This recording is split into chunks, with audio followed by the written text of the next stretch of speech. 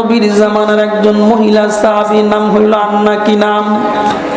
এই আন্না জীবনে কোনোদিন নবীর চেহারা দেখেছিল না, নবীর চেহারা কোনোদিন দেখে নাই, কিন্তু মানুষের জবানে শুনেছেন বিশ্বনবী সরকার দো আলম রাহমাতুল লিল আলামিন। তিনি এমন একজন নবী যার মতো মানুষ এই দুনিয়ার জমিন আর একটা বাসে নাই। ওই তাওরাত এবং জবুর কিতাবের মধ্যে লেখা আছে রে, ওই মানুষটার যদি চেহারা কেউ জীবনে একটা বার দেখতে পারো, কালিমা পয়রা মুসলমান হয়ে যায়। আন্নাও দিলে দিলে কালিমা নবীর মোহাব্বত অন্তরের ভিতরে নিয়ে গেছে। একদিন হঠাৎ করে বাসা থেকে ইচ্ছা করল আমি নবীজির কাছে যাইয়া কালিমা পড়ে মুসলমান হয়ে যাবো। নবীজির বাড়িতে চলে গেছেন, ডাক দেওয়া ইয়া রাসূলুল্লাহ, ইয়া হাবিবাল্লাহ, হুজুর আমি আপনার কাছে আসলাম গো নবীজি, ঈমান আনতে আসলাম, নবী আমারে কালিমা পড়ে মুসলমান বানায় দেন।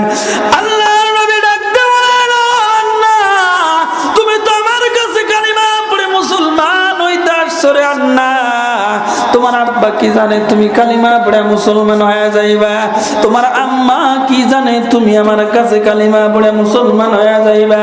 আন্না ডাক দেয়া বলে, নবী গো, আমি ওই বাড়ি থেকে আসছি কালিমা পড়ে মুসলমান হওয়ার জন্য। আমার আব্বা একজন বিধর্মী, আম্মা একজন বিধর্মী, তারা জীবনেও কোনোদিন আমাকে কালিমা পড়ে মুসলমান বান হইতে দিবে না। কিন্তু নবী গো, আমার মন চায় আমি আপনার হাত ধরে কালিমা পড়ে মুসলমান হয়ে যাব, আর জীবনে ওই বিধর্মটা আমি পালন করব না, আমার আব্বার ধর্ম আমি পালন করতে পারবো না। আমার নবী ডাক দেয়া বলে, আন্না রে,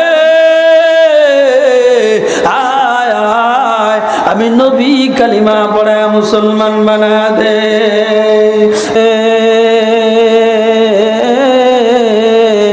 দূর হবে সব আধার কালিমা দাঁড়াবা যখন যায় নামাজে, হাজার কাজের সিলাতে বন্ধু নামাজ করেছ কাজা।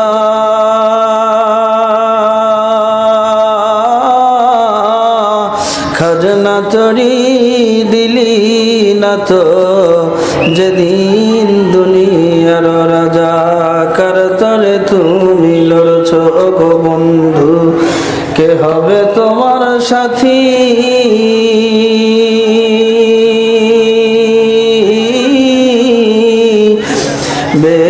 বেনামাজির আধার কবরে কে জ্বালাবে বাতি? লা ইলাহা ইল্লাল্লাহ।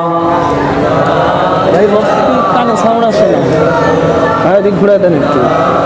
হ্যাঁ, জবান খুলে লা ইলাহা ইল্লাল্লাহ। রিক্সা চলে না ড্রাইভার ছাড়া, নৌকা চলে না মাঝি ছাড়া, জাহাজ চলে না নাবিক ছাড়া, বিমান চলে না পাইলট ছাড়া। তেমনি করে এই দুনিয়াটা বলো, তেমনি করে এই দুনিয়াটা বলো, কি করে চলে আল্লাহ ছাড়া? লা ইলাহা ইল্লাল্লাহ। জবান খুলে লা ইলাহা ইল্লাল্লাহ। জান্নাতের ওই হুরি নুরি, জান্নাতের ওই হুরি নুরি, ওই নামের পাগল পারা। লা ইলাহা ইল্লাল্লাহ। লা ইলাহা ইল্লাল্লাহ মুহাম্মাদুর রাসূলুল্লাহ সাল্লাল্লাহু আলাইহি ওয়াসাল্লাম। অধ্যক্ষের ভর্তি পূর্বপাড়া জামে মসজিদের উন্নয়ন কল্পে ওয়াজ মাহফিলের মহাসম্মানিত সভাপতি সাহেব, সারে তাজ হযরত উলামা ইকরাম, প্রধান অতিথি, বিশেষ অতিথি সহ আমার পূর্বে বয়ান শুনিয়ে আপনাদেরকে ধন্য করেছেন সুললিত কণ্ঠে হযরত হাফেজ মাওলানা শহীদুল ইসলাম সিদ্দিকী সাহেব। আরো বয়ান শুনিয়ে ধন্য করেছেন হযরত কারি মাওলানা মোহাম্মদ মিজানুর রহমান মাদানী সাহেব। লম্বা আলোচনার পর আপনাদের মতো ইমানদার, আল্লাহওয়ালা, দিনদার, পরহেজগার মানুষদের মাঝে আমার মতো একজন অধম সিরাজগঞ্জ থেকে এসেছি। হাদিসের মধ্যে আসছে মুসাফিরের দোয়া আল্লাহ কবুল করে নেন। তো সেই মুসাফির মানুষ হিসেবে যে আপনাদের কাছে আমি অধম গুনাহগার আসতে পেরেছি, এজন্য মালিকের দরবারে হাজারো শুকর। উঁচা জুতা তারাই খোঁজে যারা মাপে খাটো। কি বলেন ভাই? একটু সাউন্ডটা তোলা যায় না? উঁচা জুতা তারাই খোঁজে যারা মাপে খাটো। লম্বা মানুষ কি লম্বা জুতা খোঁজে? লম্বা মানুষের লেভেল লাগে না, এমনিতেই লম্বা। আর খাটো মানুষগুলা সবসময় উঁচা জুতা খোঁজে যেন একটু লম্বা দেখা যায়। উপরে বসলেই যে বড় হওয়া যায় তা না। এখানে যেই সমস্ত মানুষ আছেন, আপনাদের পায়ের জুতা সোজা করার যোগ্যতাও আমি ভাসানির নাই। এরপরেও বহু দূর থেকে 8-9 ঘন্টা গাড়িতে জার্নি করে আপনাদের মাঝে উপস্থিত হয়েছি। দিল থেকে দোয়া করবেন, আল্লাহ এমন কিছু কথা জবান দিয়ে যেন বের করে দেয় যাতে আমি এবং আপনারা সকলেই যেন উপকৃত হইতে পারি। বলেন আমিন। সর্বপ্রথম মহান মালিকের দরবারে শুকর যে আল্লাহ পাক রব্বুল আলামিন মাহে রমজান সিয়াম সাধনার পর, পবিত্র ঈদুল ফিতরের পরে বহু জায়গায় কনসার্ট হচ্ছে, গান বাজনা হচ্ছে। আসার সময় দেখে আসলাম কয়েক জায়গায়। কিন্তু আল্লাহ পাক রব্বুল আলামিন আমাকে আপনাকে কবুল করে দ্বীনের মজলিসে নেক সূরাতে বসার সুযোগ করে দিয়েছেন। এজন্য খুশি না বেজার? সকলেই খুশি। তাহলে মহান মালিকের দরবারে শুকরিয়া হিসাবে সবাই একসাথে কণ্ঠে কণ্ঠ মিলিয়ে একটা জবান বন্ধ রাখবেন না, মুসলমানের মতো আওয়াজ দিয়ে পড়ি আলহামদুলিল্লাহ। হয় নাই, এই আওয়াজ হয় নাই। নির্বাচন হয়েছে না কয়েকদিন আগে আপনাদের? আবার ভাইবেন না যে রাজনীতি করতেছে। হুজুর রাজনীতি কি তো বলতেছি না। নির্বাচন হয় নাই কয়েকদিন আগে? সিগারেট পান নাই আপনারা 1-2 প্যাকেট করে? এই যে লিল্লাহে তাকবীর, আল্লাহু আকবার, আমার ভাই তোমার ভাই, অমুক ভাই তমুক ভাই, এই যে আওয়াজটা দিছেন, অনেকেই রাত্রিবেলা ঘরের মধ্যে ঠিক মতো ঘুমাইতে পারে নাই, ঠিক না? ওমি 1 প্যাকেট সিগারেটের আওয়াজ যদি আপনি গলা দাবায় ফেলেন, মহান মালিক বলেন আমার যেই বান্দা আমি আল্লাহর শুকরিয়া আদায় করবে, আমি আল্লাহ ওর মাথা থেকে পা পর্যন্ত গোটা বডি আমি আল্লাহ নিয়ামত দ্বারা ভরপুর করে দেব। তাহলে ওই মালিকের শুকরিয়া আদায় করতে জবানে এত আওয়াজ আসতে হয়, কপাল পড়ে না? কপাল যদি ভালো থাকে তাহলে আবারও মুসলমানের মতো আওয়াজ দিয়ে একসাথে কালিমাতুশ শুকর আদায় করি, সকলেই পড়ি আলহামদুলিল্লাহ। বিশ্বনবীর প্রতি মহব্বত আর ভালোবাসা দেয়া সংক্ষিপ্ত আকারে দরুদ পড়ি সাল্লাল্লাহু আলাইহি ওয়াসাল্লাম। সম্মানিত হাজিরিন, আজকে আমরা এখানে যারা এসেছি, আমার মহব্বত এসেছেন? হ্যাঁ, কার মহব্বত এসেছেন? আমি আপনাদের কাছে একটা প্রশ্ন করে জানতে চাই, বলেন তো আমরা আওয়ামী লীগ করতে পারি, বিএনপি, জামাত ইসলাম, হেফাজতে ইসলাম, খেলাফত আন্দোলন, খেলাফতে মজলিস, চরমোনাই, জাসদ, বাসদ, যে যে দলই করি না কেন, মুসলমানের মতো আওয়াজ দিয়ে বলেন আমাদের বাড়িতে আল্লাহর কোরআন আছে না নাই? সকলেই বলেন আল্লাহর কোরআন আছে না নাই? সুতরাং যতদিন বাঁচবো আমার আল্লাহ যতদিন বাঁচিয়ে রাখবেন, মুসলমানের মতো আওয়াজ দিয়ে বলেন এই আল্লাহর কোরআন মানার দরকার আছে না না? যদি আগুন লেগে ধ্বংস হয়ে যায়, ধ্বংস হয়ে যায়, যদি আগুন লেগে ধ্বংস হয়ে যায় পৃথিবীর সব বইয়ের দোকান, তবু বিশ্ব থেকে হারাবে না পবিত্র কোরআন। কথা বলেন ঠিক কিনা? এই কোরআন কি হারিয়ে যাবে? কোরআন কি হারানোর জিনিস? জীবনে জীবনেও হারাবে না। তাম দুনিয়ার কোরআন যদি একত্রিত করে আপনারা পোড়ায় দেন, তারপরেও কি কোরআন শেষ হবে? করবে কেমন করে কোরআন ধ্বংস? আগুনেরিতে আছে বিশ্ব জুড়ে লক্ষ লক্ষ কোরআনের হাফেজ। কথা বলেন ঠিক কিনা?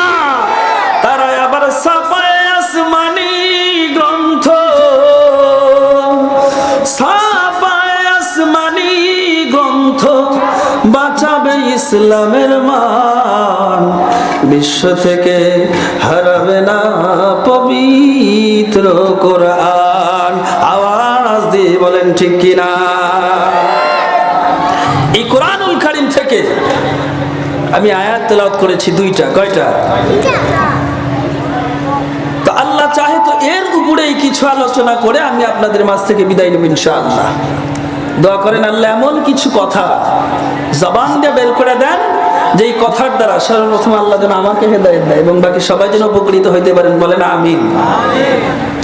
আল্লাহ তাআলা বলেন, আল্লাহু ওয়ালিয়ুল্লাযীনা আমানু ইখরিজুহুম মিনায-যুলুমাতি ইলান-নূর। আল্লাহু আকবার বলেন।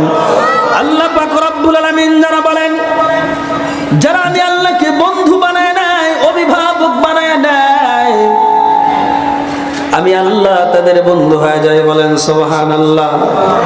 বলেন তো আমাদের বন্ধুকে? আর একটু আওয়াজ দিয়ে বলেন না, আমাদের বন্ধুকে? আল্লাহ পাক রব্বুল আলামিন বলেন, যারা আমি আল্লাহকে বন্ধু বানায় নাই, আমি আল্লাহ তাদের বন্ধু হয়ে যায়। শুধু বন্ধুই না, আমি আল্লাহকে অভিভাবক বানাইলো, অভিভাবক হয়ে গেলাম। আল্লাহ পাক রব্বুল আলামিন বলেন, শুধু অভিভাবক হয়ে ক্ষান্ত হইলাম না, ইখরিজুহুম মিনায-যুলুমাতি ইলান-নূর, আমি আল্লাহ পাক রব্বুল আলামিন তাদেরকে অন্ধকার থেকে আলোর দিকে ফিরিয়ে আনে আসি। বলেন সুবহানাল্লাহ। বন্ধুরে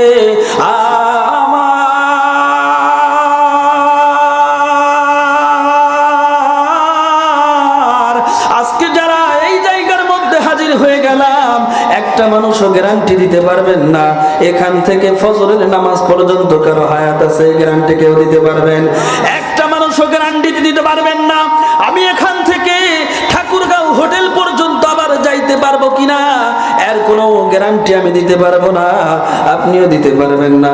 সুতরাং বলেন তো, যতদিন আমার আল্লাহ বাঁচিয়ে রাখবে ওই মালিককে আমাদের বন্ধু বানার দরকার আছে না? না।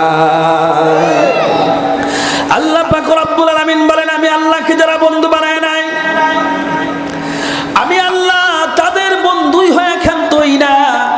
ইখরিজুহুম মিনায-যুলুমাতি ইলান-নূর, তাদেরকে অন্ধকার থেকে আলোর পথে ফিরিয়ে নেই। আল্লাহ পাক রব্বুল আলামিন বলেন, এই অন্ধকার মানে দুইটা অন্ধকার। মুফাসসিরিন ইকরাম বলেন, এক নাম্বার অন্ধকার হইল গুনাহ, দুনিয়া গুনাহের জায়গা। এই দুনিয়ায় যে যত গুনাহের মধ্যে থাকবে সে তত অন্ধকারের মধ্যে পড়ে থাকবে। দুই নাম্বার অন্ধকার হইল কবর। বান্দা যদি অন্ধকার থেকে আলোর পথে যাইতে চাও, ওই গুনাহ ছেড়ে আল্লাহর কবরের যদি শান্তি পাইতে চাও, তাহলে আল্লাহর কোরআন মানা এবং রাসূলের হাদিস মানা তোমাদের জন্য বাধ্যতামূলক। কথা বলেন ঠিক কিনা? এই দুইটা জিনিস যারা মানতে পারবে দুনিয়ার জমিনে, আরে মুসলমান এই জায়গায় উপস্থিত হইলেন যারা লক্ষ টাকার মালিক হইতে পারে, কোটি টাকার মালিক হইতে পারেন, কিন্তু দিলের মধ্যে যদি শান্তি না থাকে আর আল্লাহর কোরআনের মহব্বত যদি আপনার অন্তরের ভিতরে না থাকে, ওই কোটি টাকা আপনার 4 পয়সার মূল্য দিবে না। আজকে এখানে যারা হাজির হইলেন, এই কোরআনের সঙ্গে যদি মহব্বত লেগে থাকতে পারে, আজকে এই মাহফিলে যারা আসলেন অনেকেই মনে করতেছেন মাহফিলে বয়ান শুনলাম, কি করলাম, ওর থেকে যদি ঘরের মধ্যে ঘুমাইতাম বা আরামে থাকতাম, শান্তিতে থাকতাম। না মুসলমান, না না, এই মাহফিলের ভিতরে যারা আসলেন অবশ্যই আল্লাহর কোরআনের মহব্বতে এসেছেন। কথা বলেন ঠিক কিনা? আল্লাহর নবী বলেন, যারা কোরআনুল কারীমের মহব্বতে এই জায়গায় বসে গেল, নিয়াতুল মুমিনিনা খায়রুম মিন আমালিহি, পয়গম্বর বলেন ভালো কাজের নিয়াত করলে আল্লাহ পাক রব্বুল আলামিন সঙ্গে সঙ্গে বান্দার আমল নামায় লিখে দেন। যারা মহব্বতে ময়দানে বসে গেছি। আল্লাহ পাকের বান্দা দুনিয়া থেকে যেদিন বিদায় নিবে, একটা মানুষ ওই জায়গায় গ্যারান্টি দিতে পারবেন না। এখন তো রাত্রি প্রায় 11টা বেজে গেছে, 12টা পর্যন্ত হায়াতের গ্যারান্টি কেউ দিতে পারবেন না। এই মুহূর্তে যদি আমি বা আপনি মারা যায়, আমার পাশে বসা সুন্দর জামা কাপড় পরে এই জায়গায় মুরব্বী বসে আছে, বলেন তো এই মুরব্বী কিংবা আমি বা এই মুরব্বী যে কোনো একজন যদি মারা যায়, আমার আপনার মরণের সঙ্গে সঙ্গে কি আমার আপনার শরীরে এই দামি কাপড়টা আর রাখবে? এই দামি কাপড়টা খুলে সাদা কাফন পরায় আমাকে আপনাকে বড়ই পাতার গরম পানি দিয়ে গোসল করায় দিবে। বলেন তো এই কাপড় কি আর শরীরে থাকে? কাপড় গুলা খুইলা বড়ই পাতার গরম পানি দিয়া গোসল করায়া ওই যে দোকান থেকে মার্কিন সাদা কাফনের কাপড়টা আনবে, সাদা কাফনের কাপড়ে মোড়ায়া মসজিদের খাট এনে আমার বাড়ির সামনে হাজির হয়ে যাবে। ওই খাটিয়ার মধ্যে আমাকে আপনাকে তুলে নিয়ে যাবে। কলিজার টুকরা সন্তান আপনাকে ঘরের মধ্যে একটা ঘন্টার জন্য রাখতে চাইবে না। যেই বিবির জন্য হারাম হালাল চিন্তা করলেন না, সুদখোর ভাইরা, ঘুষখোর ভাইরা আমার, লক্ষ লক্ষ টাকার মালিক হইলেন সুদের কারবার করে, কিন্তু এই মুহূর্তে যদি মারা যান, বলেন তো আপনি যেই সন্তানের জন্য, যেই বিবির জন্য সুদের কারবার করে এত টাকার পাহাড় জমাইলেন, বলেন তো এই আদরের বিবি গুলাকে একটা ঘন্টার জন্য আপনাদেরকে আর ঘরের মধ্যে রাখবে? রাখবে না। আপনাকে দেখে তখন ভয় পাবে সবাই। মরণের পর আপনার এই বডিটাকে দেখে মানুষ ভয় পায়। এই বডিটাকে আর ভালোবেসে 2-4 দিন ঘরের মধ্যে রাখবে না।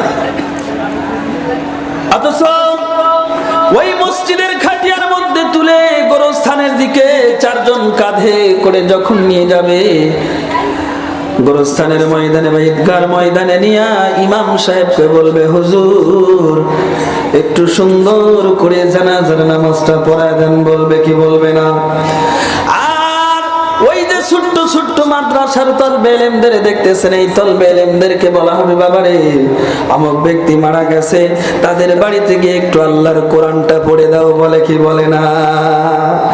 যেই মোল্লাদেরকে আপনার মরণের পর কোরআন পড়ার জন্য প্রয়োজন হয়, যেই আলেমদেরকে মরণের পর জানাজা পড়ানোর সময় দরকার হয়, অথচ সারা জীবন এই আলেমদেরকে আর মাদ্রাসার ছাত্রদেরকে তুচ্ছ তাচ্ছিল্য করে কথা বলে। কথা বলেন ঠিক কিনা? এই জন্যই তো আমি মাঝে মধ্যে একটা গজল বলি, রাগ করেন কি আপনারা? সারা জীবন করলি রে তুই যেই মোল্লা রে ঘৃণা, একদিন তারে লাগবে কাজে, এইটা তো ভাবলি না। এই মোল্লা না থাকিলে তোর মার বিয়া হইতো না। বিয়া হইতো? এই ভাই বিয়া হইতো? মোল্লা সারা বিয়া হইতো? এই মোল্লা না থাকিলে তোর মার বিয়া হইতো না। এই মোল্লা রে সারা তো কেউ কবর দিবে না। এই মোল্লা রে সারা তো কেউ দাফন দিবে না। ঠিক কিনা বলে? ভাইকে আপনি কি অপারেটর এই মিক্সারে? মানে কি আপনাকে কি বলি আর আমারই দোষ দেই? কথা মনে ফেটে ফেটে বাড়াইতেছে, তাই না? আর সমস্যা হইতেছে, একটু ক্লিয়ার করেন, নয়েজ টানতেছে বেশি। কালেমা পড়ি লা ইলাহা ইল্লাল্লাহ, বহু দূরে মদিনায় আমরা কেমনে যাব জানি না। দয়া করে ও গদাময়, দয়া করে ও গদাময়, পুরো মনের বাসনা লা ইলাহা ইল্লাল্লাহ,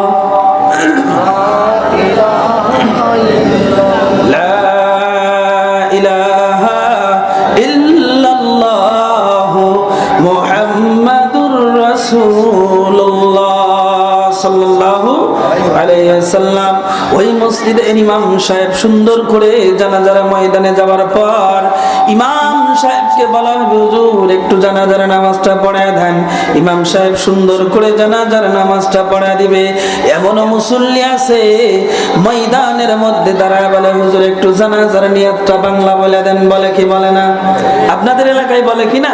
আমাদের এলাকায় বলে হুজুর একটু জানাজার নিয়তটা বাংলা বলে দেন। আমি আচ্ছা একটা প্রশ্ন করি, বলেন তো নিয়তটা না হয় বাংলা বলে দিলেন, সানার কি কোনো বাংলা আছে? দরুদের বাংলা আছে? দোয়ার বাংলা আছে? কোনো বাংলা নাই। তাইলে শুধু নিয়ত বাংলা দোয়াটা শিখা বাকি গোলাপ আপনি আর কলা গাছের মধ্যে কোনো পার্থক্য আছে? শুধু মানুষের দিকে তাকাতাকি করব, কোন সময় আরেকজন হাত উঠাইবো ওইও হাত উঠাইবো। আর যদি হাত না উঠায়, মানে যদি কেউ ঈদের নামাজ মনে করে হাত উঠা ফেলে, উনিও হাত উঠা ফেলাইবে। আর যদি হাত না উঠায় তাহলে উনিও উঠাইবে না। ওনার জানাজার নামাজ হলো ডানে বামে দেখা। এরকম মুসল্লি ময়দানে যায় কি যায় না? এরপরেও মাঝে মধ্যে নামাজিদের দেখলে বলে যে মোল্লারা কি জানে, আমরাই তো বেশি জানি, বলে না? আকাম কুকাম যা তুই কর সোরের মায়ের গলাই বড়, ঠিক না? সোরের মায়ের বড় গলা না?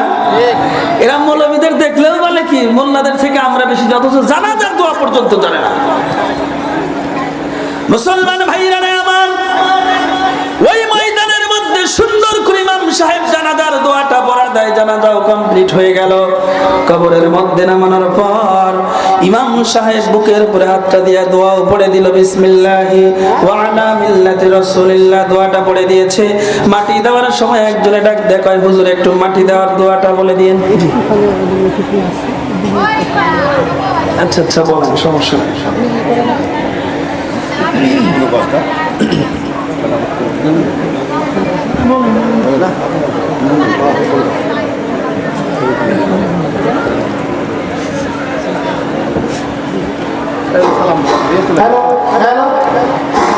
আলহামদুলিল্লাহ, আমি বলছি যেসব ভাইরা দোকানে এদিক সেদিক ঘোরাফেরা না করে আমাদের মাহফিলে যারা আছে এখানে বসে বললে খুব ভালো হয়। এগুলো আমাদের সামনে হুজুরের কাছে ক্ষমা চেয়ে নিচ্ছি, আমাদের অতিথি চলে যাবে ব্যস্ত আলোচনী। আমাদের সামনে এবার আমাদের উপজেলার ভাইস চেয়ারম্যান পদপ্রার্থী জনাব মোহাম্মদ রিয়াজুল ইসলাম সরকারকে সংক্ষিপ্ত কিছু বলার জন্য অনুরোধ করছি। আসসালামু আলাইকুম ওয়া রাহমাতুল্লাহ। আজকে এই বহুদিন জামে মসজিদ ওয়াজ মাহফিল মুসল্লি ভাইদের সকলের প্রতি আমার আন্তরিক শুভেচ্ছা ও সালাম। আসসালামু আলাইকুম ওয়া রাহমাতুল্লাহি ওয়া বারাকাতুহু। এই মসজিদ আল্লাহ ঘর, আমরা সকলে সহযোগিতা করব। আল্লাহ আমাদেরকে তৌফিক দিয়েছে এখানে আসার জন্য। আমি অধ্যক্ষ মোহাম্মদ রিয়াজুল ইসলাম সরকার, আপনাদের এই সন্তান। আমি আসন্ন উপজেলা নির্বাচন আগামী 8 নিয়ে উপজেলা ভাইস চেয়ারম্যান পদপ্রার্থী। আমি গতবারও টিউবওয়েল মার্কা নিয়ে দাঁড়াইছিলাম। এবারও আপনাদের সামনে দোয়া এবং সমর্থন কামনা করছি। সকলকে ধন্যবাদ। আসসালামু আলাইকুম ওয়া রাহমাতুল্লাহ। ধন্যবাদ। আমাদের দোয়া করবেন আপনি।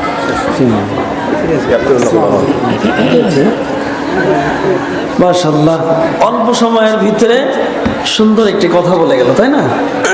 কালেমা পড়ে লা ইলাহা ইল্লাল্লাহ, লা ইলাহা ইল্লাল্লাহ মুহাম্মাদুর রাসূলুল্লাহ সাল্লাল্লাহু আলাইহি ওয়াসাল্লাম। বাবারা দিলটা নরম করে দেন। ওই ইমাম সাহেব সুন্দর করে জানাজার নামাজ পড়া দেয়, দোয়াও পড়ে দেয়। মনে আছে আপনাদের? ইমাম সাহেব সুন্দর করে জানাজাও কমপ্লিট করলো, দোয়াটাও কমপ্লিট করে যখন মাটির মধ্যে কবরের মধ্যে নামানো হয়, তখন মুসল্লিরা ডাক দেয়, কয় হুজুর একটু মাটি দেওয়ার দোয়াটা পড়ে দেন। ইমাম সাহেব সুন্দর করে মাটি দেওয়ার দোয়াটাও পড়ে দেয়। মিনহা খলাকনাকুম ওয়া ফিহা নুঈদুকুম ওয়া মিনহা নুখরিজুকুম তারাতান উখরা। ইমাম সাহেব দোয়া পড়ে দেয়, মুসল্লিরাও সুন্দর সুন্দর করে দোয়া পড়ায় আর মাটি দিয়ে দেয়।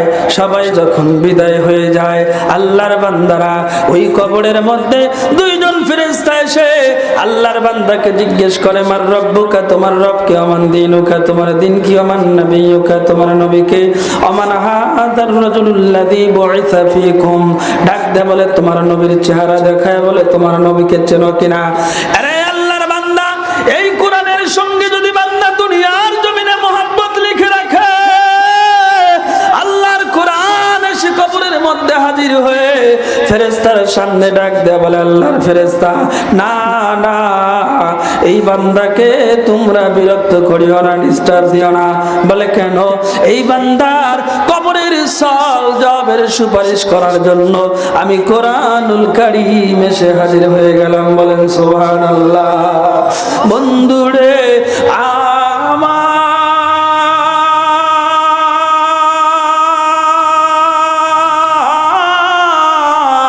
আল্লাহর কোরআনুল কারীম যখন এসে সুপারিশের জন্য হাজির হয়ে যায়, ফেরেশতা রব্বুল আলামিনের কাছে ডাক দিয়ে বলেন, মালিক, তোমার বান্দাকে প্রশ্ন করি আমি, তোমার বান্দা জবাব দেয় না, জবাব দিতে চাই কোরআন। আল্লাহ বলে দাও, এই কোরআন মানা, কোরআন শোনা বান্দার সঙ্গে আমি কেমন আচরণ করব? আল্লাহ ডাক দিয়ে বলবেন, বান্দা, এটা কি সেই কোরআন যেই কোরআনের জন্য আমার বন্ধু উহুদের ময়দানে দান্দান মোবারক শহীদ করলো? বলে হ্যাঁ। এটা কি সেই কোরআন যেই কোরআনের জন্য আমার নবী শিয়াবে আবু তালিবের মধ্যে বন্দী ছিল? ফেরেশতা বলবেন হ্যাঁ। আল্লাহ ডাক দিয়ে বলবেন, ফেরেশতা, এটা কি সেই কোরআন যেই কোরআনের জন্য আমার নবী তায়েফের ময়দানে শরীরের রক্ত ঝরালে? বলবেন হ্যাঁ। আল্লাহ, এটা সে একই কোরআন যেই কোরআনের জন্য আপনার বান্দাগুলি রাত্রে জাগরণ করিয়া গভীর রাত্রি পর্যন্ত ওই যে বহুতি পূর্বপাড়া মসজিদের ভিতরে মাহফিল হয়েছিল, ঈদগাহ ময়দানে, স্কুল ময়দানে যখন বয়ানের মজলিস হয়, কোরআনের মহাব্বতে বান্দাগুলি রাত্রি জাগরণ করিয়া ঘন্টার পর ঘন্টা বসে থাকলো। গো আল্লাহ, আল্লাহ বলে দেন, এই কোরআন মানা, কোরআন শোনা বান্দাদের সঙ্গে আমি কেমন আচরণ করব? আল্লাহ ডাকতে বলবেন, ফেরেশতা, যেই কোরআনের জন্য আমার নবী উহুদের ময়দানে দান্দান মোবারক শহীদ করলো, যেই কোরআনের জন্য আমার নবী তায়েফের জমিনে রক্ত ঝরালো, উহুদের ময়দানে দান্দান মোবারক শহীদ করলো, শিয়াবে আবু তালিবের মধ্যে বন্দী ছিল। ফেরেশতারা, দেরি করিস না, আমার ওই বান্দার কবর জান্নাতের বাগান বানায়া দে। কোনটা তোমার বসত ভিটা, কোনটা তোমার ঘর, চিন রবে না ইট পাথরের মরণ আসার পর। এইটা আমার, ওইটা তোমার, কঠিন ভাগাভাগি, টানাটানি এই যে খেলায়, কঠিন রাগারাগি, এরি মাঝে উড়াল মারে, এরি মাঝে উড়াল মারে সাধের কবুতর, চিন রবে না ইট পাথরের মরণ আসার পর। আওয়াজ দিয়ে বলেন ঠিক কিনা? ওই কবরের মধ্যে যাইতে হইলে ঈমান নিয়ে যাওয়ার দরকার আছে না নাই? আল্লাহ পাক রব্বুল আলামিন বলেন, ইন্নাল্লাযীনা ক্বালু রাব্বুনাল্লাহ সুম্মা ইসতাকামু তাতানাজ্জালু আলাইহিমুল মালায়েকা আল্লা তাখাফু ওয়া লা তাহজানু ওয়া আবশিরু বিল জান্নাতিল্লাতী কুনতুম তুআদুন। আল্লাহ পাক রব্বুল আলামিন বলেন, যারা দুইটা জিনিস দুনিয়ার জমিনে মেনে চলবে, দুইটা গুণ অর্জন করবে, আমি আল্লাহ পাক রব্বুল আলামিন তাদেরকে দুইটা পুরস্কার দান করব। বলেন সুবহানাল্লাহ। কয়টা গুণ অর্জন করতে হবে? পুরস্কার হবে কয়টা? এক নাম্বার গুণ অর্জন করতে হবে, আল্লাহ পাক রব্বুল আলামিন বলেন, যারা আমি আল্লাহকে রব বলে স্বীকার করে নেয়, ওই এটা তো আমরা রূহের জগতে স্বীকার করেছি। আল্লাহ বলেছেন আলাস্তু বিরাব্বিকুম, আমি কি তোমাদের রব নই? ওই দিন আমরা সবাই বলেছিলাম ক্বালু বালা, হ্যাঁ আপনি তো আমাদের রব। 2 নাম্বার গুণ হইল বান্দা শুধু আমি আল্লাহকে রব বলে স্বীকার করলেই হবে না, আমি আল্লাহর এই রব বলে স্বীকার করার পর পারিবারিক জীবনে, রাষ্ট্রীয় জীবনে, চলাফেরা, হাঁটা, কথাবার্তা, লেনদেন, আদান প্রদান যা কিছু আছে সব যেন আমি আল্লাহর রাজি এবং সন্তুষ্টির জন্য হয়ে যায়। এই 2টা গুণ যদি বান্দা অর্জন করতে পারে, আল্লাহ পাক রব্বুল আলামিন বলেন 1 নাম্বার পুরস্কার দুনিয়া, হাসর, মিজান, ফুলসিরাত, কবর, কোথাও কোনো ভয় থাকবে না, টেনশন থাকবে না। সুবহানাল্লাহ বলেন। 2 নাম্বার পুরস্কার মরতে দেরি, মরণের পর কবর জান্নাতের বাগান বানাইতে দেরি হবে না। গুণ কয়টা অর্জন করবেন? 2টা। পুরস্কার কয়টা পাবেন? 2টা। আপনারা ফেরাউনের নাম শুনেছেন? ফেরাউন কি ভালো ছিল? ফেরাউনের একটা বাদী ছিল, নাম ছিল মা সীতা। এই মা সীতা একদিন ফেরাউনের মেয়ের চুল আঁচড়াইতেছে আর বলতেছে, আল্লাহ তোমাকে যারা রব বলে মানে না এদের তুমি ধ্বংস করে দাও।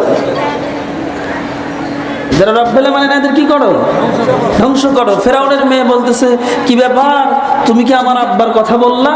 আমার আব্বাকে যারা রব বলে মানে না ধ্বংস করে। দুর্মিয়া, তোমার আব্বা তো জিন্দেগিতেও কোনোদিন রব হইতে পারে না, সে একজন সাধারণ মানুষ। আমার রব তো আসমান এবং জমিনের মালিক আল্লাহ। সুবহানাল্লাহ। ছোট্ট মিয়া দৌড়ে গেছে ফেরাউনের কাছে, যা বলছে, আব্বা কি হয়েছে? বলে আমাদের যে কাজের মেয়ে আছে মা সীতা, সে নাকি তোমাকে রব বলে মানে না। কি ব্যাপার? এত বড় স্পর্ধা, সাহস, ডাক দাও। ডাকছে, তুমি বলে আমাকে রব বলে মানে না? হ্যাঁ, আপনি তো কোনোদিন রব হইতে পারেন না, আপনি একজন সাধারণ মানুষ। আচ্ছা বলেন তো, ওই সময় ফেরাউন এত বড় একজন ক্ষমতাধর মানুষ, তার সামনে এইভাবে তাকে যদি বলে তোমাকে রব বলে মানা আমার সম্ভব না, তার কথা ডাক দেয়া বলে, ফেরাউন আমি জানি হয়তো আমাকে আপনি জেলখানায় বন্দি করবেন, কিংবা আমাকে শুলে চড়াবেন, কিংবা কতল করে দিবেন, কিংবা আমাকে হত্যা করে ফেলবেন।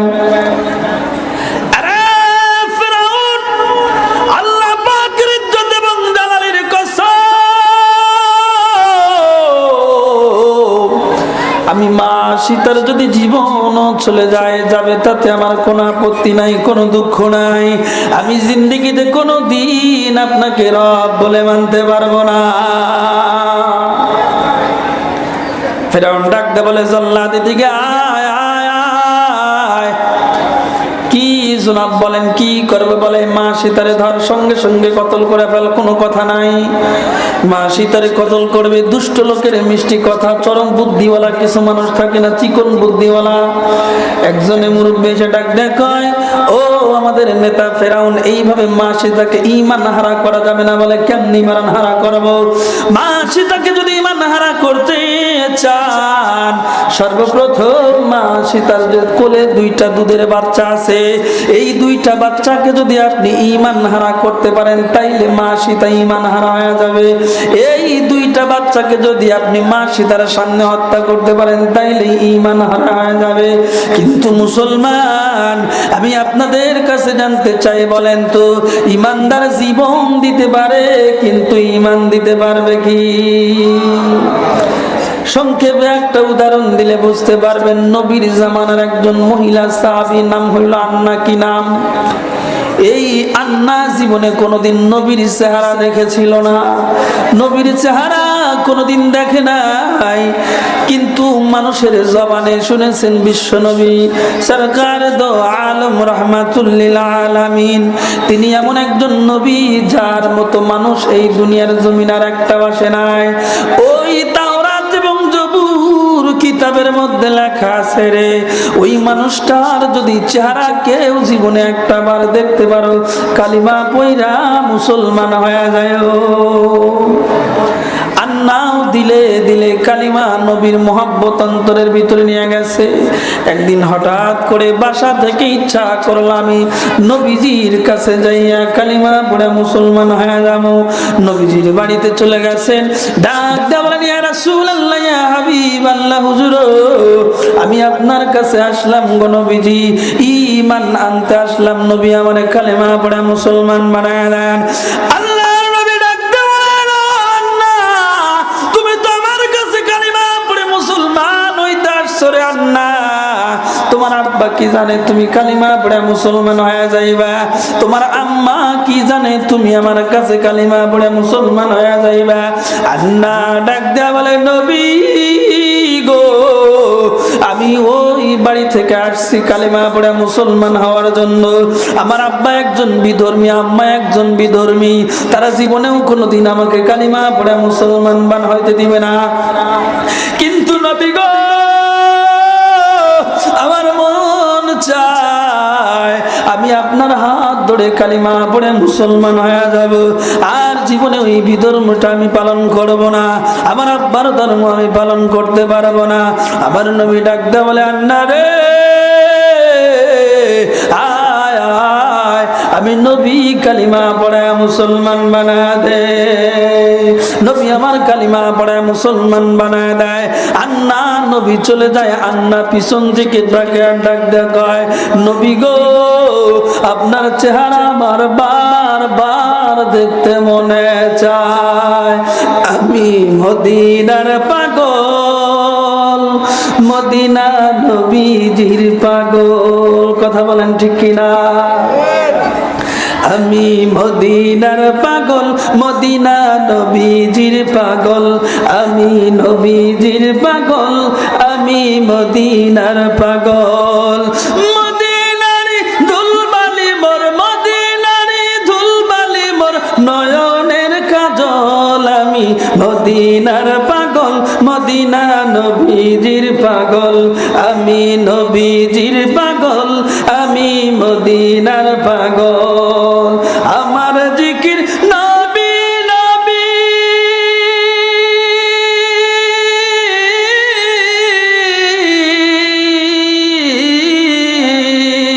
আমার জিকির নবী নবী দুই চোখে মদিনার ছবি আমার জিকির নবী নবী নবীর প্রেমে দিতে পারি নবীর প্রেমে দিতে রাজি জীবনের সকল আমি নবীজির পাগল আমি মদিনার পাগল আমি মদিনার পাগল মদিনা নবীজির পাগল মারহাবা বলেন আন্না ডাক দিয়ে বলেন নবী গো আপনার চেহারা আমার বারবার দেখতে মন চায় আন্না চলে যায় বাড়ির দিকে আব্বার কাছে খবর চলে গেছে আন্নার বাবা তোমার মেয়ে কালিমা পড়ে মুসলমান হয়ে গেছে আব্বাই ডাক দিয়ে বলে আন্না রে শুনলাম তুমি নাকি কালেমা পড়ে মুসলমান হয়ে গেছো আন্না ডাক দিয়ে বলে আব্বা গো আমার মনে চায় আপনি এখনো সময় আছে আপনার এই ধর্ম ত্যাগ করে আপনি নবীর কালেমা পড়ে মুসলমান হয়ে যাবেন আব্বাই ডাক দিয়ে বলে আন্না রে এই জীবনে কোনোদিন বাপ দাদার ধর্মে আমি চুনকালি মারতে পারবো না কিন্তু তুমি যেই নবীর কালিমা পড়ে মুসলমান হয়ে গেছো খবরদার খবরদার ওই নবীর কালিমা ছেড়ে দাও নচেত তোমার কিন্তু কঠিন শাস্তি হবে আন্না ডাক দিয়ে বলে আব্বা আমার যদি জীবনও চলে যায় আমি কালিমা ছাড়তে পারবো না ঈমান হারা হইতে পারবো না একজনে ডাক দিয়ে বলেন আন্নার বাবা তোমার আন্নারে যদি কালিমা ছাড়া করতে চাও ঈমান যদি হারা করতে চাও কিছু টাকা হাদিয়া দিয়ে দাও আর বলো মেলার মধ্যে থেকে ঘুরে আসি বলেন তো আমাদের মুসলমানের সন্তানগুলি মাঝে মধ্যে মেলার মধ্যে দোকান ঘাটে যায় কি যায় না কত হাজি সাহেব মাথার মধ্যে পাগড়ি লম্বা লম্বা টুপি শরীরের মধ্যে জুব্বা সামনে থেকে তাকাইলে মনে হয় পুরা অজগবি আলাইহিস সালাম কথা বলেন ঠিক কিনা অথচ মেলার মধ্যে গান বাজনার মধ্যে আগে আগে যায় সাজটা লেগায় টিভির সামনে হলো ব্যাককলের মতো এরকম তাকায় থাকে তাকায় কি তাকায় না এ মুসলমান বাবারা ওই আন্নারে বলে আন্না কিছু সম্পদ কিছু টাকা দিয়ে দিলাম, যাও নবীর দরবারে যাইবা না, মেলার মধ্যে যাইবা। আন্না চিন্তা করলো মেলার মধ্যে গেলে তো আমি ঈমান হারা হয়ে যাব, দৌড়ায় যায় নবীর দরবারে যায়, ডাক দেয় বলেন নবী গো, এই যে আমার কিছু সম্পদ আছে আপনার জন্য নিয়ে আসলাম, আসহাবে সুফার জন্য আমি দান করে দিলাম গো নবীজি, এই সম্পদের আমার কোনো দরকার নাই নবী গো, আমি চাই হাসরের ময়দান যেদিন কায়েম হয়ে যাবে, ওগো নবীজি কঠিন মুসিবতের দিন যেদিন আমি আন্নাকে আল্লাহ ডাক দিয়ে বলবেন, আন্না রে তোমার আব্বাই ছিল বিধর্মী, মায়ে ছিল বিধর্মী, তোমার জীবনেতে নেকি বলতে কিছু নাই, অল্প কিছু নেকি, নবী গো ওই মুসিবতের সময় আপনি নবী শুধু বলবেন আমার মা আমার উম্মত, এই সুপারিশটা কইরা আমার একটু জান্নাতে নিয়ে যায়। নবী আমার ডাক দিয়ে বলে, আন্না রে চিন্তা করিস না রে আন্না, টেনশন করিস না, আল্লাহর উপর ঈমান মজবুত কর, মালিক তোর হিফাজতের জিম্মাদার হয়ে যাবে। আল্লাহ বলেন ওমাইয়া তাওয়াক্কাল আলাল্লাহি ফাহুয়া হাসবুহু, আপদে বিপদে সুখে স্বাচ্ছন্দ্যে যারা আমি আল্লাহর কাছে সাহায্য চাই, আমি আল্লাহ ওই বান্দা বান্দির সাহায্যকারী হয়ে যাই। সাহায্য চাইবো কার কাছে? আল্লাহ ছাড়া ভিন্ন কার কাছে চাওয়ার দরকার আছে? আজকের একটা বাস্তব ঘটনা বলি, রাগ করতেছেন আপনারা? খারাপ লাগতেছে? হয়তো আমি এক জেলার মানুষ, আপনারা এক জেলার মানুষ, কি দিয়ে আপনাদের সন্তুষ্ট করবো আমি জানি না, কিভাবে বললে আপনারা বুঝবেন আমার তাও জানা নাই। কথাগুলি বলতেছে, হয়তো কিছু কথা বুঝতেছেন, কিছু কথা বুঝতেছেন না।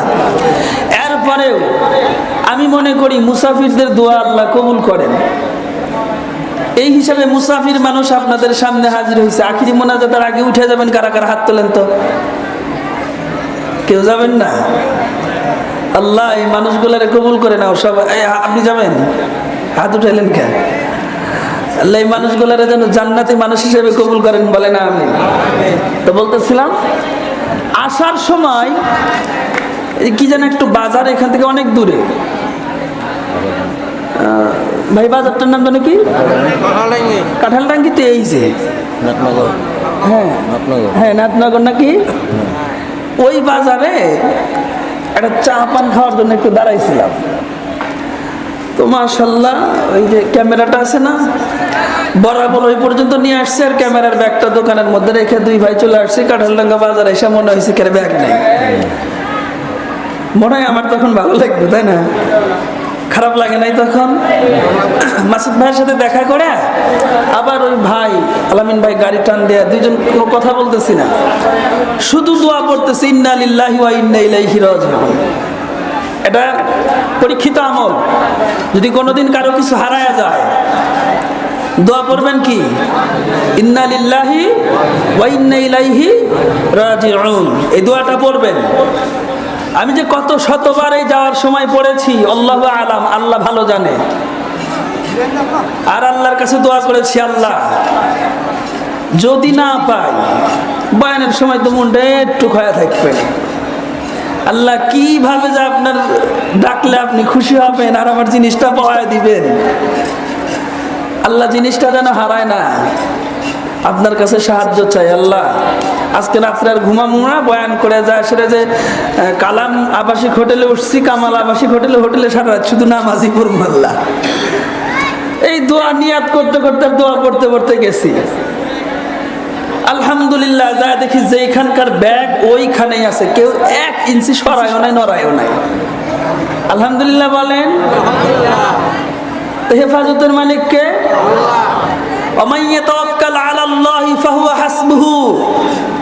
আল্লাহ বলেন আপদে বিপদে সুখে স্বাচ্ছন্দ্যে যে অবস্থায় বান্দা আমি আল্লাহর সাহায্য চাই, বান্দিয়া আমি আল্লাহর সাহায্য চাই, আমি আল্লাহ তার সাহায্যকারী হয়ে যাই।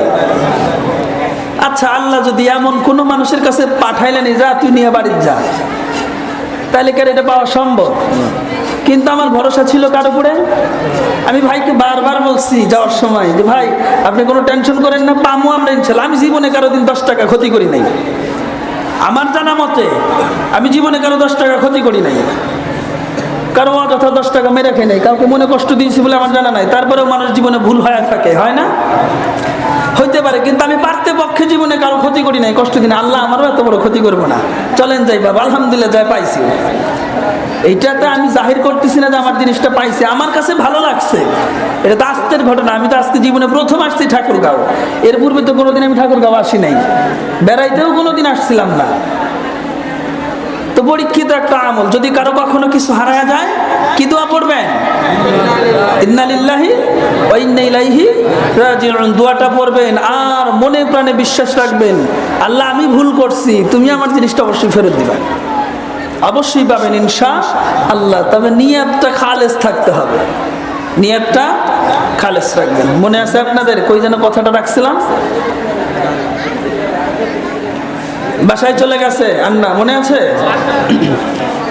আন্না আব্বাকে ডাকতে বলে, আব্বা গো আপনি যতই কথা বলেন, যতই আপনি আমাকে বলেন, আমি জীবনেও কোনোদিন কালিমা ছাড়ব না। মেলাই যায় সম্পদ, মেলাই নষ্ট করলো না, নবীজির চরণে সব কিছু নবীজির দরবারে সুপর্দ করে দিল।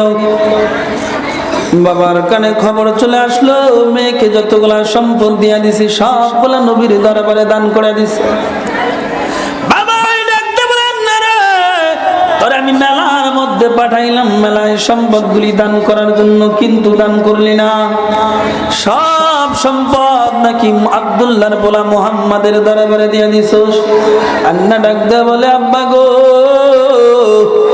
আপনি আমারে 10টা কথা বলেন, বকাঝকা করেন, আমারে যত আঘাত করতে পারেন করেন, কিন্তু আব্বা গো খবরদার আমার নবীর শানে একটা বেয়াদবিমূলক শব্দ ব্যবহার করবেন না। বাবা ডাকতে বলেন, না রে নবীর প্রেম এত অন্তরের ভিতরে, নবীর মহব্বতে তো অন্তরের ভিতরে নিলি, আল্লাহর প্রতি এত ঈমান আনলি, জানোস পরিণতি কি হইতে পারে? আব্বা কি পরিণতি হইতে পারে? দেখ তোরে আমি কি শাস্তি দেই। ডাক দিস আন্নার মারে, আন্নার মারে ডাক দেখায়, আন্নার মা এদিকে আয়। আন্নার মা আসছে, বলে তোর মেয়ের হাতটা ধরে থাক। এইভাবে বাজান হাতটা ধরে আছে, মা হাতটা ধরলো, সন্তান দাঁড়ায় আছে, মা এরকম ভাবে হাতটা ধরে আছে। এ বাজান বলেন তো, দুনিয়ার জমিনে সন্তানের কষ্ট হইলে সব চাইতে আগে চোখের পানি কার আসে বলেন তো? ওই মা সন্তানের হাত ধরে থাকে। বাবা একটা বড় তরবারি নিয়ে আইসা হাতের মধ্যে একটা কোপ লাগায় দেয় বাজান, একটা মাত্র আঘাত করে দিল, আন্নার হাতটা একদম পড়ে গেল, সারা হাত দিয়ে শুধু রক্ত ঝরঝর করে পড়ে। আন্না চোখের পানি ছেড়ে ডাক দেয়া বলে, আম্মা গো আমার আব্বা আমার হাত কেটে দিল, আমার কোনো দুঃখ লাগে নাই, কোনো ব্যথা লাগে নাই গো মা, কিন্তু তুমি মা 10 মাস 10 দিন আমার গর্ভে লালন পালন করলা, গর্ভে ধারণ করলা। ওই মা আমার হাত যখন ধরে রাখছিল গো মা, আমি আন্নার কলিজা যেমন ফেটে গিয়েছিল রে মা। কেমনে আমার হাতটা তুমি ধরে থাকলা? তুমি তো জানো আমার আব্বা আমার হাতটা কেটে দিবে। আন্নার আব্বা ডাক দেব, আন্না রে একটা মাত্র হাত কেটে দিয়েছি, আর একটা হাত এখনো তোমার আছে, যদি কালিমা ছেড়ে না দাও তোমার হাত আর একটা কেটে দিব। আন্না ডাক দেয়া বলে, আব্বা গো আমি আন্না তোমাদের জানায়া দে, আমি আন্নার 2টা হাত কেন, একটা হাত 2টা হাত চলে যাক, আমি আন্নার যদি জীবনটাও চলে যায় এরপরেও নবীর প্রেম ভালোবাসা অন্তর থেকে যাবে না। আন্নার বাবা বলে, চল যাও ঘরের মধ্যে বন্দি করে দাও। ঘরের মধ্যে বন্দি করে দিল। মাকে বলে, খবরদার আন্নাকে ঘরের মধ্যে কোনো লাইট দিবি না, বাতি দিবি না। আগে তো ল্যাম্প ছিল, বাতি ছিল, মোমবাতি বা বাঁশের বাতি যাই মনে করেন, ওই আলো দিতে বলে আলো দিতে পারবি না, ঘরের মধ্যে কোনো খাবার দিতে পারবি না, দরজা জানালা সবগুলা বন্ধ করে দে, কোনো দরজা জানালা খোলা থাকবে না, সবগুলা বন্ধ করে দিলে ঘরটা পিছন থেকে বাইরে থেকে লক করে দেয়, তালা মেরে দেয়। আল্লাহ রাত্রি যখন গভীর হয়ে যায়, রব্বে করিমের কাছে আল্লাহর দরবারে দুইখানা হাত তুলে দোয়া করে আর ডাক দেয়, কয় মালিক তোমার নবীর উপর ঈমান আনার কারণে আর তোমার কালিমা পড়ার কারণে আল্লাহ আমার আব্বা আমার হাত কেটে দিল, খাবার দাবার বন্ধ করে দিল, ঘরের দরজা বন্ধ করে দিল, আলো বাতাস বন্ধ হয়ে গেছে। আল্লাহ আল্লাহ তুমি আমার হিফাজতের জিম্মাদার হয়ে যাও। আল্লাহ ডাকতে বলেন, ফেরেশতা যা যা, আমার বান্দি দুনিয়ার জমিনে আমার নবীর মহব্বতে পড়ার কারণে, আমি আল্লাহর উপর ঈমান আনার কারণে দুনিয়ার খাবার বন্ধ হয়ে গেল, দুনিয়ার লাইট বন্ধ হয়ে গেল, আমার বান্দির হাত দিয়ে রক্ত ঝরে রে। দুনিয়ার ডাক্তার হয়তো 1 ঘন্টা 2 ঘন্টা চিকিৎসা করবে, হাতটা বেঁধে দিয়ে ওইখান থেকে চলে যাইতো রে, কিন্তু রে ফেরেশতা আমার বান্দির জন্য খুশি হইয়া আমি আল্লাহ 24টা ঘন্টা রহমতের ফেরেশতা নিযুক্ত করে দিলাম। বন্ধুরে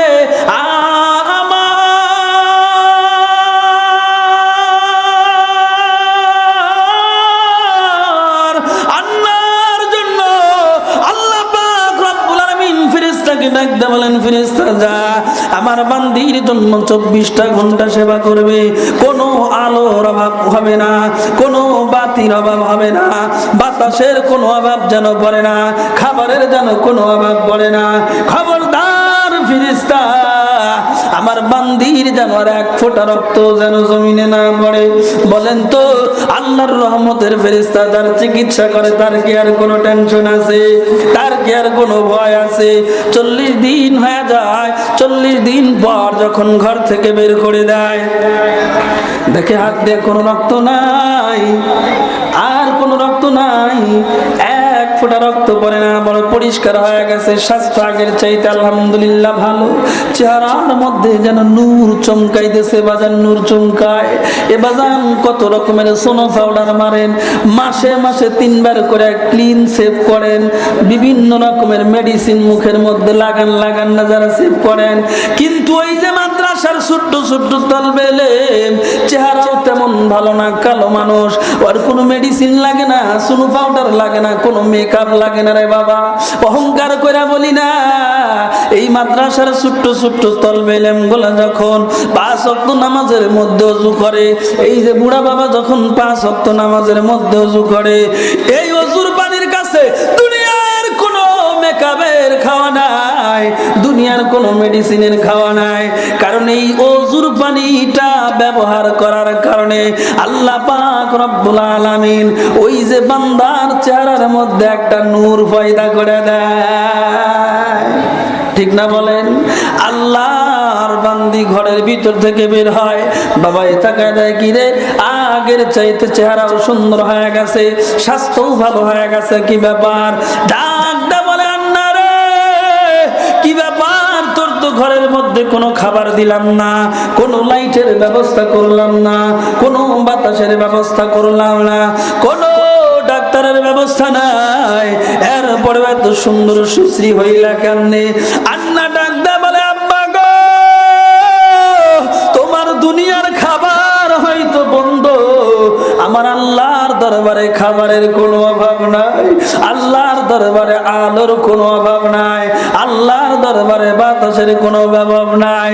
আব্বা গো আমার মনে হইতো এমন হয়ে গেছিল, আমার শরীরের মধ্যে কোনো সময় তেমন গরমও লাগতো না, আবার খুব বেশি ঠান্ডাও লাগতো না, ক্ষুধা লাগলে হঠাৎ করে দেখি সামনে ফল হাজির হয়ে গেছে। আব্বা গো কোথা থেকে আসে, কিভাবে আসে আমি আন্না জানি না, আব্বা আল্লাহর কসম এখনো সময় আছে, কালিমা পড়ে মুসলমান হয়ে যা। বাবাই ডাকতে বলেন, খবরদার ওই আব্দুল্লাহর পোলা মুহাম্মাদের কথার একটা বারও আমার সামনে বলবি না। যদি বলো অবস্থার ভয়ঙ্কর হবে। আন্না ডাকতে বলে আব্বা গো, তুমি একবার কেন যদি 1000 বার আমাকে মৃত্যুদণ্ড দাও, এরপরেও বলবো আব্বা তুমি আমার বাবা, মন চায় না তুমি জাহান্নামের আসামি হয়ে যাও, এই জন্য তোমারে বলি কালিমা পড়ে মুসলমান হয়ে যাও। বাবা বলে বুঝেছি, তোর বুঝি এখন পর্যন্ত তোর প্রাপ্য শাস্তিটা পাস নাই। মা আরেকটা হাত ধরে থাকে আন্নার বাবা, আরো একটি হাত কেটে দেয়। আন্নার 2টা হাত নাই, খাবারের কোনো ব্যবস্থা নাই, আহারে ঘরের মধ্যে বন্দি করে রাখে। বলেন তো, এক হাত থাকতে যে আল্লাহ খাওয়াইছে ওই আল্লাহ এখনো আছে না নাই? এক হাত থাকতে যে আল্লাহ খাওয়ায়, হাত না থাকলে ওই আল্লাহ খাওয়ায়। কথা বলেন ঠিক কিনা? আল্লাহ রহমতের ফেরেশতাকে ডাক দিয়ে বলেন, ফেরেশতা আমার বান্দে আগে তাও একটা হাত দিয়ে উঠা খাইতে পারতো, এখন কিন্তু দ্বিতীয় হাতটাও নাই। যা যা, আর হাতের ব্যবস্থা নাই, খাবারের কোনো সিস্টেম নাই, নিজের হাতে তুইলা তুইলা আমার বান্দিরে খাওয়াইবি। বন্ধুরে আমার 40 দিন আবার বন্দি করে রাখলো। দেখে শরীরের কোনো অবনতি নাই, কোনো রক্ত নাই, মনের মধ্যেও কোনো টেনশন নাই। কিসের জন্যই বা টেনশন হবে? আমার আল্লাহ যার হিফাজতের জিম্মাদার হয়ে যায়, আমার আল্লাহ যার বন্ধু হয়ে যায়, তার কোনো ভয় নাই, কোনো টেনশন নাই। এ মুসলমান বাবারা, ও পর্দার আড়ালের মায়েরা, এই আন্নাকে ডাক দে বলে আন্না 2টা তো হাত নাই, এখনো কি কালেমা ছাড়বি নাকি মরবি? আন্না ডাক দে বলে আমাকে 1000 বার যদি কষ্ট দেওয়া হয় আমি কালিমা ছাড়তে পারবো না। সংক্ষেপে বলে দেই, 2টা হাত কেনার পরিমাণ ছাড়লো না, 2টা পাও বাবাই কেটে দেয়। আন্না জমিনের মধ্যে গড়াগড়ি করে আর মালিকের কাছে ডাক দেয়, কয় ও মালিক,